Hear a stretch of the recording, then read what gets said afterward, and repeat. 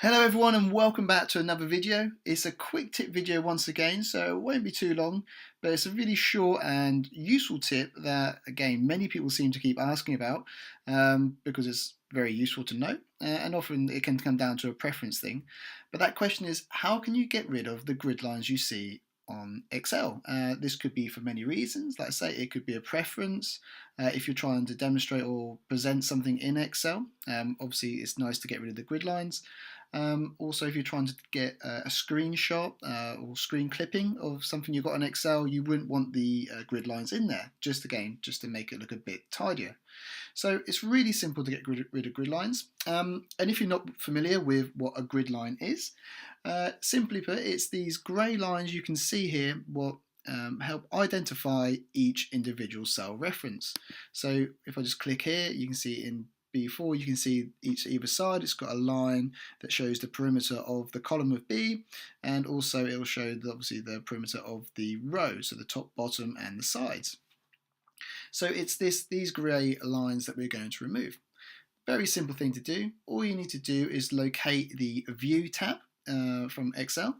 As we often say, your layout might be slightly different, although the View tab should be roughly in the same location. Once you've gone into the View tab, you'll get presented with these options along the ribbon. What you need to allocate is the section for Show, and you can see that we've got three options here. So the first one to address our question is grid lines. So all we need to do is untick this box, and you can see that those grid lines have now gone. So you can continue editing away and typing whatever you need to do, and basically just remove grid lines in this manner so you don't have them present on your screen. If you want to get them back, all you need to do is just do the reverse and just tick that box there for grid lines. While we're here, it's useful to notice if you should for a reason need to get rid of your headings, you can do exactly the same. So the headings being those that list the column headings for A, B, C, D, so on and so forth, and the same for the row number. All you need to do, if you untick this heading box, you can see that your headings have now gone. To bring them back again, just do that tick box. And the last option we have available to us here is the formula bar. So the formula bar, as we know, is this long bar that runs along here, what allows us to input formula, text, or anything that's going to go into the cell reference there, or into the cell, should I say. So if you want to get rid of that, again, same process. All you need to do is untick the formula bar, and you can see it's gone. To bring it back there, you can obviously just hint it back. If you want to get rid of all three or any variation, you can obviously do so like that. Again, it gives you a bit of a bigger canvas if you're trying to present something or show something to someone and you don't want those either taking up the space or any which preference you may have.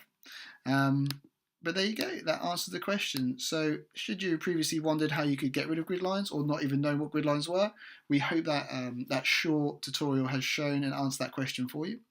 If you do have any more further questions, loads of people are getting in contact with us via the website or Facebook, via post or messenger. Great way to get in contact with us, and we're more than happy to do that. If you want to, by all means, feel free to drop us a comment below this video here.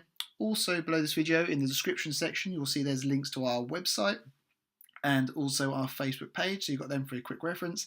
And last but no means least, if you enjoyed this video, please do give it a thumbs up and make sure you do subscribe to the channel and make sure you hit that notification bell so that YouTube notifies you of every time we upload a new video. Thank you very much for watching, and we'll see you in the next video.